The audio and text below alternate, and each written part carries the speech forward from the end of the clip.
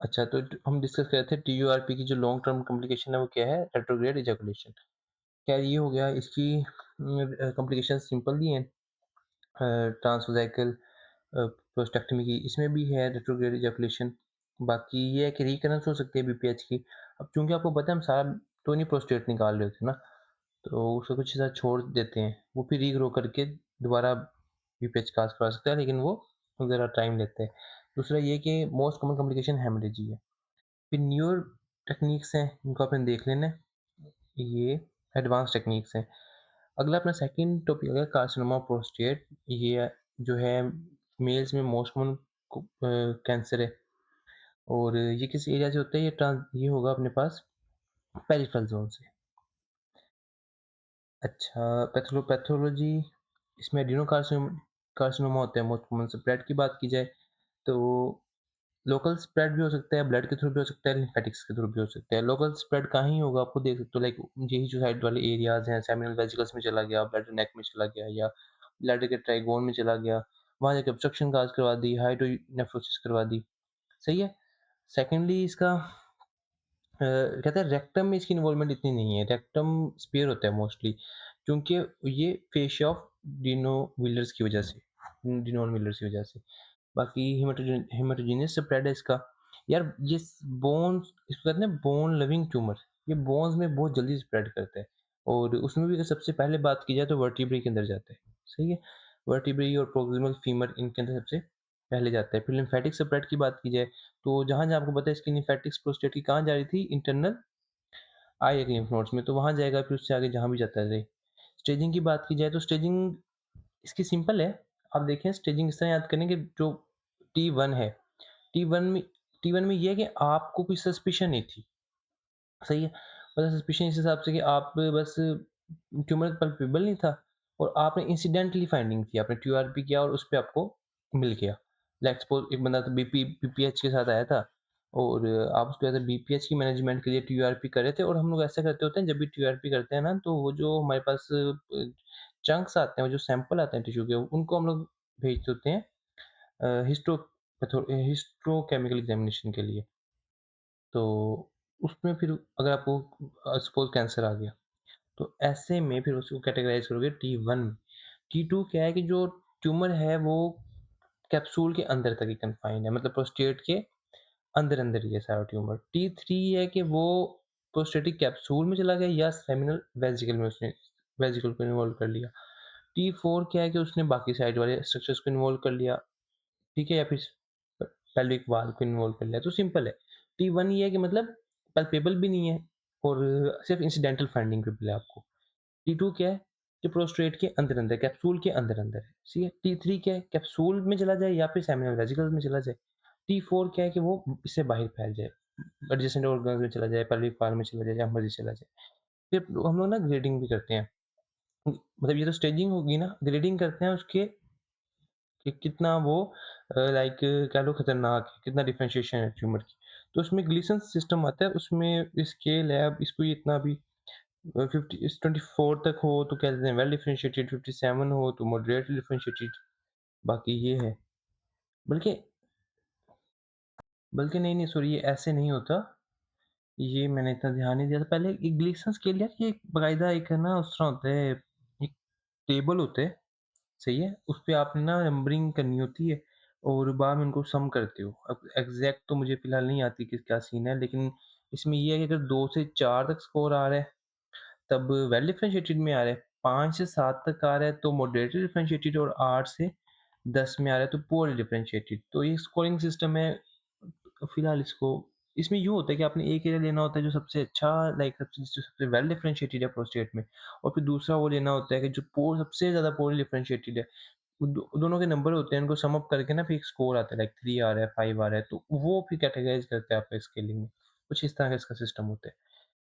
अच्छा जी, clinical features की बात की जाए तो आपको पता है जो जो प्रोस्टेट तक ही इन्वॉल्व होगा, अगर T2 में यही है ना प्रोस्टेट के अंदर तक है, तो वो हमें बताया कि मोस्टली वो एसिम्प्टोमेटिक होगा और वो यूरिनरी ट्रैक्ट में इन्वॉल्व नहीं करता। कर सकता है, यूरिथ्रा को इन्वॉल्व कर सकता है, लेकिन मोस्टली नहीं कर रहा होता। अगर एडवांस हो गया T3, T4, तो इसमें भी आप देखो कि इसमें जाके जब वो एडवांस हो गया तब जाके उसने ऑब्स्ट्रक्टिव सिम्पटम्स या हेमाचूरिया या डीप पेरिनियल पेन कोई इस तरह के फीचर्स आना शुरू किए हैं। या फिर इवन कि ये भी हो सकता है कि बंदा प्रेज़ेंट ही आपको रीनल फेलियर के साथ करे। बायलैटरल यूटेरिक ऑब्स्ट्रक्शन हो और ये वाला मसला आ रहा हो। मेटास्टेटिक डिज़ीज़ की बात की जाए तो बोन्स में जा सकता है, बोन पेन होगी, ठीक है? पैनसाइटोपेनिया हो सकता है अगर बोन मैरो को इन्वेड कर जाता है, चेस्ट को कर जाता है तो कफ होगा, हेमोप्टीसिस होगी, ये वाले मसले होंगे। लिवर में कर जाता है तो एलएफटी डिरेंज हो गए। इन्वेस्टिगेशंस क्या करवाओगे? वही जो आप लोगों ने करवाई थी ना उसके लिए बीपीएच के लिए कुछ-कुछ तो सेम है, जिस तरह कि आपने डीआरई किया सबसे पहले। सही है। डीआरई कर लिया और वहाँ हम लोग एक बायोप्सी कर रहे थे, आपको मैंने बताया था। तो वही टीआरयूएस ट्रांसरेक्टल अल्ट्रासाउंड गाइडेड बायोप्सी कर लेनी होती है। सेम मैकेनिज़्म है। 12 कोर बायोप्सी निकल लोगे, ट्रू कट बायोप्सी करोगे और उसको फिर आप उसकी हिस्टोपैथोलॉजी के लिए भेजोगे। एमआरआई और सीटी स्कैन आप क्यों करोगे? आप डेफिनिटली अगर स्टेजिंग करनी है आपने, एक्सटेंड देखना है तो उसके लिए करोगे। बोन स्कैन अगर बोन के अंदर आपने देखना है गया है कि नहीं गया। रेडियोग्राफ़ी आप कर सकते हो जिस तरह के एचआरसीटी है चेस्ट के लिए कर सकते हो। एक्स-रे वगैरह रिब्स और लंग्स के लिए कर सकते हो। एलएफटीज़ करवा सकते हो लिवर के लिए, तो मतलब बेसिक टेस्ट है। ट्रीटमेंट क्या है? यार ट्रीटमेंट के लिए ना सबसे पहले तो आप ये एक एंड पे है, वहाँ से पहले रट्टा मार लेते हैं ट्रीटमेंट को, उसके बाद फिर इसको याद कर लेते हैं।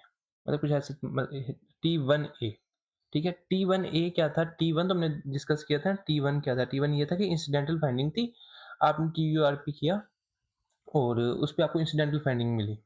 तो जो आप वो सैंपल निकाल लेते हो ना, जितना भी वो टुकड़े-टुकड़े से होते हैं छोटे-मोटे से, उनको पैक करके ना आप भेज देते होते हो, सारे सबको हिस्टोपैथोलॉजी के लिए। अब वो जितने आपने सैंपल भेजा था ना, अगर उसमें से लेस देन 5% एरिया जो है उस पे ट्यूमर आया है ना, तो उसको T1A कहेंगे। अगर अगर 5% से ज़्यादा पे आया है तो उसको कहते हैं T1B। तो ख़ैर अभी हमारा ये है कि T1A आया है। T1A का क्या मतलब है कि हम लोगों ने टीआरपी की और जो सैंपल हमारा निकाल के भेजा, वो रिपोर्ट वापस आई। उन्होंने बताया कि 5% से लेस जो आपने टिश्यू भेजा था ना, उसमें कैंसर है। सही है? तो ऐसे में मतलब बहुत ज़्यादा भी कम एरिया को इन्वॉल्व किया और अब आपको पता है बीपीएच का पेशेंट कब आएगा आपके पास 60s में आएगा, 70s में आएगा, ऐसे ही है ना? तो ऐसे में आपने ज़रूरी नहीं है कि आप कोई ऐसे लाइक प्रोस्टेक्टमी करके लाइफ सेविंग वो कितने की एज आप ज़्यादा एक्सपेक्ट कर रहे हो ना? तो आप T1 एक सिंपली उसे ग्रो करने में भी टाइम लगेगा लेट्स सपोज़ अगर है भी तो सर्विलेंस करो सिर्फ़। सर्विलेंस में ये है कि आप उनको रेगुलर बुलाते रहो और उसपे देखते रहो अगर आपको लग रहा है कोई साइन सिम्पटम्स आ रहे हैं या कोई आपको लग रहा है कि वो ज़्यादा ग्रो कर रहा है तो उसमें आप कोई मैनेजमेंट कर सकते हो। ठीक है? मतलब इस इसमें आप मेडिकल मैनेजमेंट साथ में दे सकते हो। T1B और T1C या फिर T2। T1B मतलब 1 के अलावा वाला T और T2। T2 क्या था कैप्सूल के अंदर-अंदर है। अब खुद आप सोचो इसमें क्या कर सकते हो अगर कैप्सूल के अंदर-अंदर ही है, तो रेडिकल प्रोस्टेक्टमी कर दो। हाँ, अगर वो नहीं अब कर सकते तो रेडिकल रेडियोथेरेपी दे दो, हैं? ये कर लो और अगर कहते हैं 70 इयर्स से भी ज़्यादा एज है तो आप सर्विलेंस करो फिर, तब भी आपको इतनी ज़रूरत नहीं है लाइक उसमें ये है कि आप पैलिएटिवली मैनेज करो, अगर ऑब्स्ट्रक्शन के साइंस आ रहे हैं तो टीआरपी कर दो, ठीक है ना? मतलब इतने बड़े ऑपरेशन की तरफ क्यों लेके जाना? इतना सही है ना? इतनी बड़ी एज में। अच्छा T3, T4 टी अब इसमें क्या T3, T4 का मतलब है कि एडजेसेंट ऑर्गन्स इन्वॉल्व हो चुके हैं या फिर मेटास्टाइज़ हो गया है। अब एज भी ज़्यादा ही होगी डेफिनिटली तो आपने क्यों एब्लेशन क्यों आपने वो रेडियल प्रोस्टेक्टमी करनी ना? क्या ही बचा लोगे आप? तो वो ट्यूमर तो फैल गया है। तो इसमें ये है आप हार्मोनल एब्लेशन थेरेपी दे सकते हो। हार्मोनल एब्लेशन थेरेपी में हमें पता है कि मैंने आपको बताया था ये टेस्टोस्टेरोन डिपेंडेंट है ना, तो हार्मोन है टेस्टोस्टेरोन, एब्लेशन मतलब खत्म करना, तो हम टेस्टोस्टेरोन की सप्लाई को खत्म कर देंगे। उसके लिए हमारे पास मेथड्स हम पढ़ेंगे कि यार सर्जिकल मेथड हो सकता है, इसमें बायलैटरल ऑर्किडेक्टमी हो सकता है, सब कैप्सूलर मतलब हम आप टेस्टिस का कैप्सूल काट के ना अंदर से सारा वो जो होगा ग्लैंडुलर टिश्यू होगा वो सारा निकाल दोगे, ठीक है? फिर उसको उल्टा करके उसको फिर कर दोगे, बंद कर दोगे दोबारा। दूसरा ये हो सकता है कि आप उनको मेडिकल कैस्ट्रेक्शन करो। मेडिकल कैस्ट्रेक्शन कैस्ट्रेक्शन यार ये होता है कि इनफर्टाइल बनाना, यूँ समझ लो इनफर्टाइल बनाने को ना कैस्ट्रेक्शन कहते हैं। तो मेडिकल कैस्ट्रेक्शन में आप दवाइयाँ देते हो तो वो सेम इफ़ेक्ट प्रोड्यूस करती है कि वो टेस्टोस्टेरोन की प्रोडक्शन नहीं होने देती। अब इन दवाइयों में इनको हम डिटेल में बाद में डिस्कस कर लेते हैं। तो बेसिकली आपको समझ आ गया कि हमने क्या लेके चलना है। T1A में क्या करेंगे? सर्विलेंस करेंगे। T1B, C और T2 में क्या करेंगे? हम लोग रेडिकल प्रोस्टेक्टमी हम बाकायदा ऑपरेशन करेंगे। और T3 और T4 में चला गया तो अब हम सिर्फ पैलिएटिवली मैनेज करेंगे या हार्मोनल एब्लेशन करेंगे। अब हम चलते हैं अपने ये सारी जो अब डिस्कस करना है आपको बेसिक समझ आ गया अब हम देख लेते हैं। बहुत आसान है T1A क्या है? कि उसमें आपने वेटफुल वॉच करना है, एक्टिव सर्विलेंस करनी है, आप डिजिटल एक्टिव एग्ज़ामिनेशन भी करते रहोगे, पीएसए मेजरमेंट्स करवाते रहोगे हर 3 से 6 महीनों बाद, तो उससे आपको कुछ आइडिया होता रहेगा कि कितनी प्रोग्रेस करी है डिज़ीज़। T1B, T1C और T2 में आपने क्या करना है? क्या करना है हमने? रेडिकल प्रोस्टेक्टमी करनी है और रेडिकल रेडियोथेरेपी भी दे सकते हैं अगर वो लाइक पेशेंट विलिंग नहीं है। तो इसमें ये है कि आपकी लाइफ एक्सपेक्टेंसी ज़्यादा हो जाती है। रेडिकल प्रोस्टेक्टमी का उसने उन्होंने ऑपरेशन बताया है, कैसे करना होता है।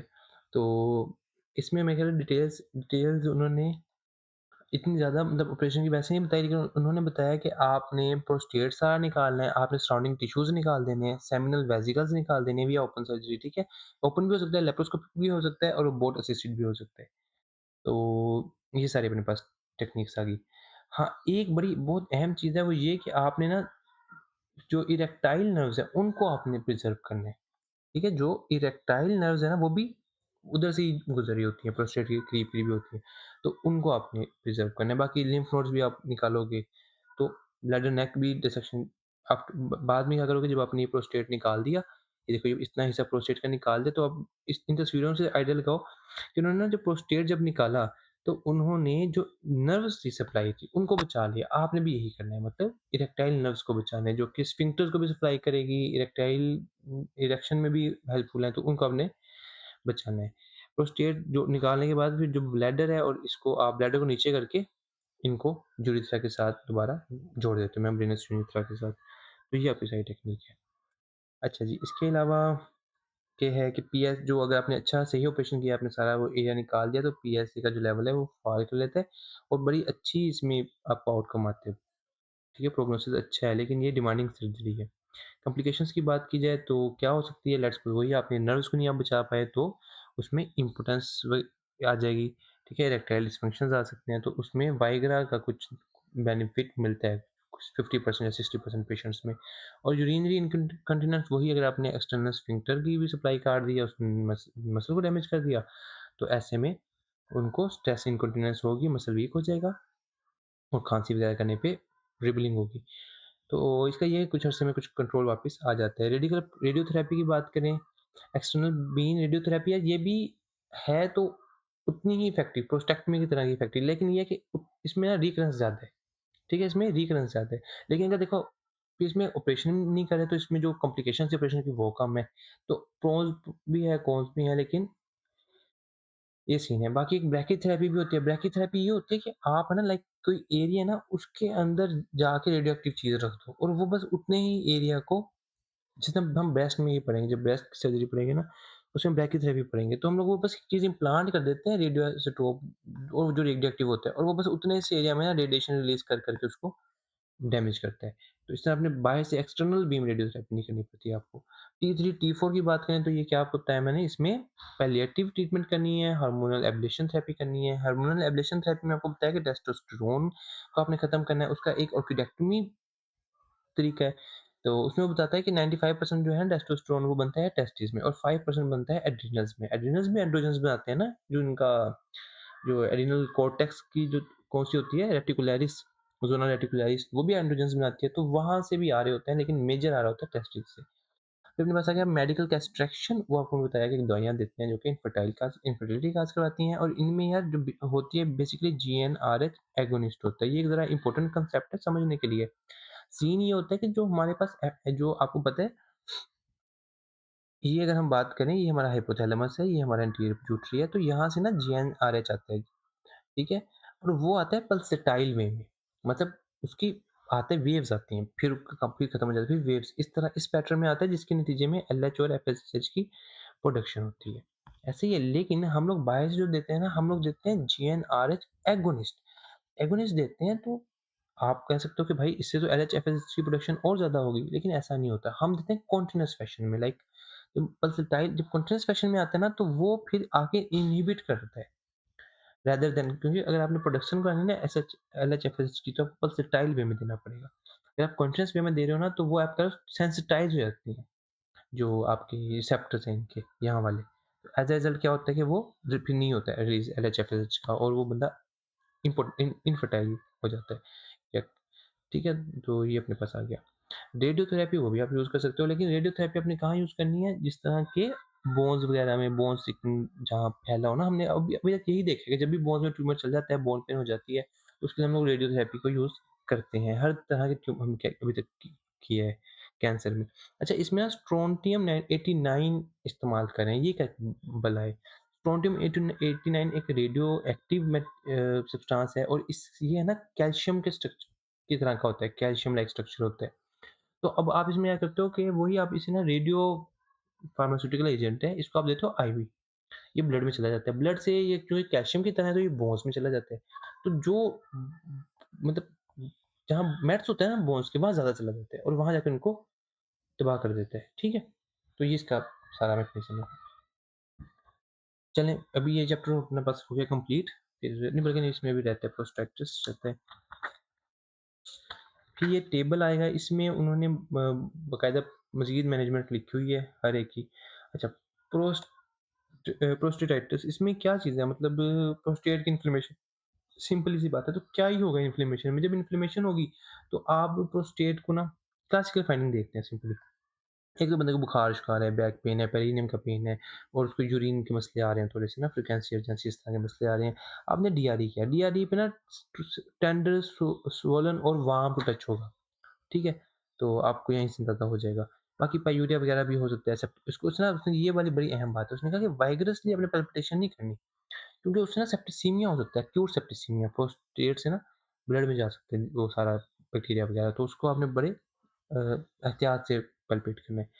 तो ट्रीटमेंट क्या है? एंटीबायोटिक ट्रीटमेंट देनी होती है। एंटीबायोटिक में उसे कहते हैं ट्राइमेथोप्रिम, ऐसी दें जो प्रोस्टेट को में इन्वेड कर जाए। इनकी ना प्रोस्टेट की टेस्टिस की इन एरियाज़ की ना सप्लाई थोड़ी-सी ब्लड सप्लाई थोड़ी-सी इतनी टेस्टीज़ में तो आपको पता है वो बैरियर होता है, टेस्टीज़ ब्लड बैरियर होता है और प्रोस्टेट में भी इस तरह सप्लाई थोड़ी इतनी नहीं, लाइक हर मेडिसिन नहीं जा सकती। ट्राइमेथोप्रिन है जो कि उसमें जा सकती है और उसके अंदर जाके बेसिलाई को मार सकती है। फिर अपने पास आया प्रोस्टैटिक अब्सेस, वही अगर एक्यूट जो प्रोस्टैटिस हुआ था, जो इन्फ्लेमेशन हुई थी, अगर वहाँ अब्सेस काज़ करवा दे तो उसे प्रोस्टैटिक अब्सेस कहेंगे और उसमें फीचर्स अब और वर्स हो जाएँगे। और वर्स से मुराद ये है कि हाई ग्रेड फीवर होगा, रेगुलर चिल्स होंगे और जो प्रोस्टेट होगा ना वो एनलार्ज्ड भी होगा, ज़्यादा हॉट भी होगा, एक्सट्रीमली टेंडर होगा और फ्लक्चुएंट होगा, लाइक अब्सेस आपको फील हो जाएगी। तो उसमें रिटेंशन वगैरह के भी फीचर्स आ सकते हैं। इसमें इसमें अहम बात पता है क्या चीज़ है? इसमें आपने ट्रांसयूरेथ्रल कैथेटराइज़ेशन नहीं करनी। लेट्स सपोज़ अगर उस बंदे को यूरिनरी रिटेंशन है ना, तो ट्रांसयूरेथ्रल नहीं करनी, आपने करनी है सुप्राप्यूबिक कैथेटराइज़ेशन, सही है? और बाकी प्रोस्टैटिक अब्सेस को यूजुअली इसको फिर आप ट्रांसयूरेथ्रल अनरूफिंग के थ्रू ट्रीट कर सकते हो। वहाँ से थोड़ी-सी वो जो मतलब इन शॉर्ट आपने वही अब्सेस को पंक्चर करना है एक तरह से, अनरूफिंग करनी है ताकि वो साइड ड्रेन कर जाए वाया यूरेथ्रा। तो ये इसका मैकेनिज़्म होगा। और क्लिनिकल फीचर्स क्या आ सकते हैं ये आपने देख लेने हैं सिंपल से। फिर हमारे पास आ गया कि डायग्नोसिस कैसे करते हैं। तो उसमें पस आ रही होगी, यूटीआई मतलब without any bacteria, prostatic massage करो तो पस आएगी, डीआरई पे टेंडर बोगी प्रोस्टेट होगा, ट्रीटमेंट क्या करनी है, एंटीबायोटिक्स करनी है, ड्रेन करना है आपने। और तो ये अपने पास आ गया। ट्यूबरकुलोसिस ऑफ जेनिटो-यूरिनरी ट्रैक्ट, कुछ भी नहीं इसमें लिखा, सिंपल सी टीबी का तो आपको पता ही ना, आपको पता है जो टीबी है, वो ब्लड के थ्रू कहीं भी जा सकती है बॉडीज़ में। तो लेट्स सपोज़ बंदा था उसको पल्मोनरी टीबी हुई, बाद में वो ब्लड से होके जब रीएक्टिवेशन होती है ना, प्राइमरी टीबी नहीं जाता, प्राइमरी टीबी तो लंग्स में जाता है, जब उसकी रीएक्टिवेशन होती है तो वो दोबारा फिर जा सकता है कहीं भी बॉडी में ब्लड के थ्रू। तो लेट्स सपोज़ वो चला गया किडनीज़ में, क्योंकि किडनीज़ तो आपको पता है 20% ब्लड सप्लाई ले रहे हैं अपनी कार्डियक आउटपुट की ना, तो वहाँ चला गया किडनीज़ में जाके उन्होंने उधर जाके क्या करेगा, टीबी क्या करता है, ग्रैनुलोमास बनाता है, केशियस नेक्रोसिस केशियस नेक ग्रैनुलोमास बनाता है, केशियटिन ग्रैनुलोमास बनाता है। तो बस वही इसने करना है, किडनीज़ में जाएगा और देखें जब जब वो एक तरह से ना जब लंग्स से जाएँगे उसके बेसिलाई, तो वो कितने के बेसिलाई जाएँगे ना, वो सारे के बेसिलाई से शेड करेंगे बॉडी बॉडी में। अब मल्टीपल आउटकम्स हो सकते हैं। एक तो ये आउटकम हो सकता है कि वो सारे मर जाएँ। उनको हमारा जो इम्यून सिस्टम है वो जाके उन्हें मार दे। लेकिन आप खुद सोचो, एक बंदा है, सेकेंडरी टीबी उसको स्टार्ट हो रही है, तो सेकेंडरी टीबी तो उसी टाइम होती है ना जब बंदा इम्यूनो कॉम्प्रोमाइज़्ड हो। नॉर्मली मुमकिन है आपको मुझे हमें टीबी का मुमकिन है एक्सपोज़र हुआ हो, प्राइमरी टीबी हुआ हो हमें, मुमकिन है। लेकिन हमें सेकेंडरी कब होगा, जब हम लोग इम्यूनो कॉम्प्रोमाइज़्ड होंगे। उस स्टेट में प्राइमरी ये रिएक्टिव होता है। या कुछ ऐसी ड्रग्स होती हैं वो लेने से होता है। तो ख़ैर अब लेट्स सपोज़ इनमें रिएक्टिव हो गया, उसने जाके किडनी में चला गया, किडनी में उसने मल्टीपल वो बेसिलाई गए, उन्होंने जाके कैसेटिंग ग्रैनुलोमास बनाना शुरू कर दिया, किडनी को ख़त्म कर देंगे, ठीक है?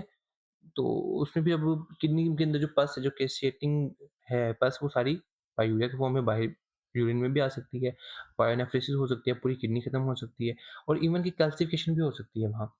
ठीक है, ग्रैनुलोमा की क्लासिफ़िकेशन भी हो सकती है, उसमें जो कि एक्स-रे पे विज़िबल होगी, तो ये सारे फीचर्स हो सकते हैं।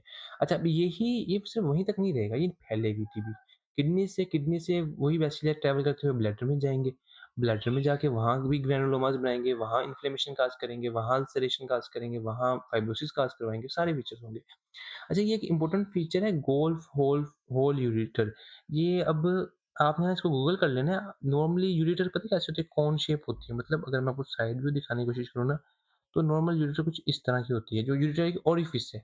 ठीक है? लेट्स सपोज़ ये ब्लैडर है और ब्लैडर के अंदर ये एक ओरिफिस इस तरह नज़र आ रहा है। तो इस केस में ये होता है कि गोल्फ होल होल की तरह का हो जाता है यूरेटर। ख़ास अब इसकी देखने में पता चलेगा, वैसे तो नहीं समझाया जा सकता। तो ख़ैर ये क्लासिकल है किसके लिए? टीबी के लिए। जेनिटो-यूरिनरी ट्रैक्ट की टीबी के लिए। अच्छा, ब्लैडर की बात कर ली, तो उसमें आपने खुद ही हिसाब लगा लिया कि एट द एंड इन्फ्लेमेशन होगी, फाइब्रोसिस हो जाएगी और कैपेसिटी उसकी कम हो जाएगी, जिस तरह हम लोग क्रोनिक सिस्टाइटिस में देख के आए थे। ठीक है? या फिर इंटरस्टिशियल सिस्टाइटिस में देख के आए थे। जब प्रोस्टेट एंड सेमिनल वेसिकल्स की बात करें, तो वहाँ भी जाएगा और उनको भी इन्वेड करेगा। फिर एपिडिडमिस और टेस्टिस की बात करें, तो उधर भी जाएगा, बात वही है, मतलब वहाँ भी जाएगा, उसको नुकसान पहुँचाएगा। फिर अपने पास आ जाता है, ये देखिए यहाँ से तस्वीर दिखाई हुई है कि ये ब्लड में आया। उसके बाद ये देखो इसने यूरेटर को किस तरह तबाह किया, फिर इसने ब्लैडर को किस तरह तबाह किया, ये इसने किस तरह उसको एपिडिडमिस को कितना तबाह कर दिया ना, तो ये इस तरह फैलती है, ये नहीं छोड़ती फिर कुछ। अच्छा जी, अगर क्लिनिकल फीचर्स की बात करें तो ट्यूबरकुलोसिस में किडनी जो है मोस्टली एसिम्प्टोमेटिक है। देखो एसिम्प्टोमेटिक होगी तभी तो इतनी फैलेगी ना, क्योंकि टीबी में वैसे भी आपको पता है वो बस कुछ हल्के माइल्ड सिम्पटम्स होते हैं शुरू में कि बंदे को फीवर होता है हल्का-फुल्का और नाइट्स इस तरह नाइट स्वेट्स वगैरह हो सकती हैं। तो और बाकी माइल्जिया वगैरह इस तरह हो सकता है। तो फिर वो लेट ही प्रेज़ेंट कर रहा होता है। अच्छा जी, हाँ जी, अगर फ्लैंक और पायूरिया वगैरह हेमोचूरिया ये भी हो सकते हैं। फ्रीक्वेंसी, बर्निंग, नीक्चूरिया, हेमोचूरिया, सुप्राप्यूबिक डिस्कम्फर्ट, जितनी सिम्पटम्स अभी तक पढ़े हैं वो सारी हो सकती हैं। Prostate, urethral discharge, painful sometimes, ejaculation में ब्लड स्टेन्ड भी हो सकते हैं इजैकुलेशन, और पेरिनियम में दर्द हो सकता है, पेनफुल यूरिनेशन हो सकती है, इनफर्टिलिटी हो सकती है। भाई देखो इनफर्टिलिटी ये इस तरह हो सकती है कि क्या कहते हैं उसे, जो हमारा अगर प्रोस्टेट को इन्वॉल्व कर लेगी, ठीक है? प्रोस्टेट प्रोस्टेट, सेमिनल वेसिकल्स, ये चीज़ें, एक तो जो टेस्टिस है ना, टेस्टिस में स्पर्म बनते हैं, ठीक है?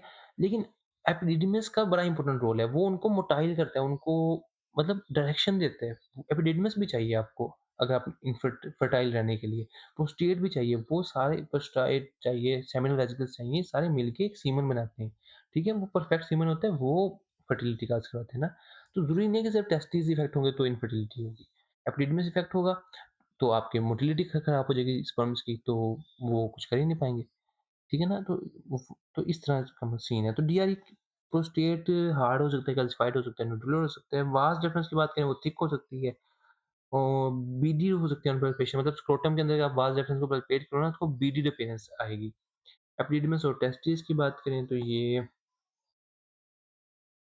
सारा लिखा हुआ है, उसकी एपिडिडमिस की थिकनिंग हो सकती है और जो भी चीज़ें लिखी हुई हैं वो अपनी एक दफ़ा देख लेनी है।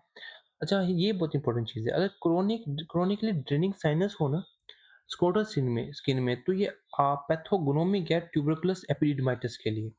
वैसे इस बात का आपको आइडिया होगा ही कि अगर कोई क्रोनिकली ड्रेनिंग साइनस हो ना, किसी भी लिम्फ नोड का भी हो, नेक पे हो या फिर कहीं और भी हो, तो वो बहुत हाई सस्पिशन होती है टीबी के लिए आपकी, है ना?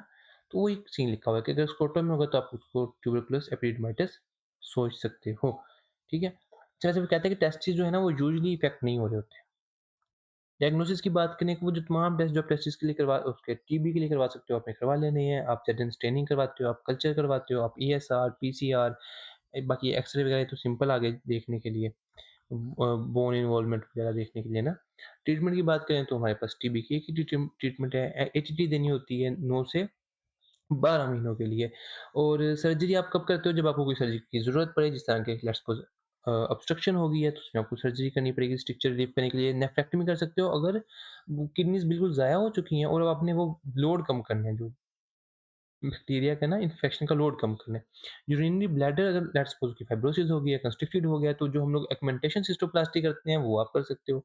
सही है? अच्छा, वो कहते हैं 6 से 12 वीक्स में करते हैं आफ्टर एटीटी। इसकी रीज़न ये होती है कि देखो इमीडिएटली नहीं करते, इमीडिएटली इन्फेक्शन लोड इतना ज़्यादा है और भी वो सारी चीज़ें इन्फ्लेमेशन वगैरह चल रही है, तो ऐसे में आप नहीं इतना कोई ख़ास फ़ायदा, ठीक है?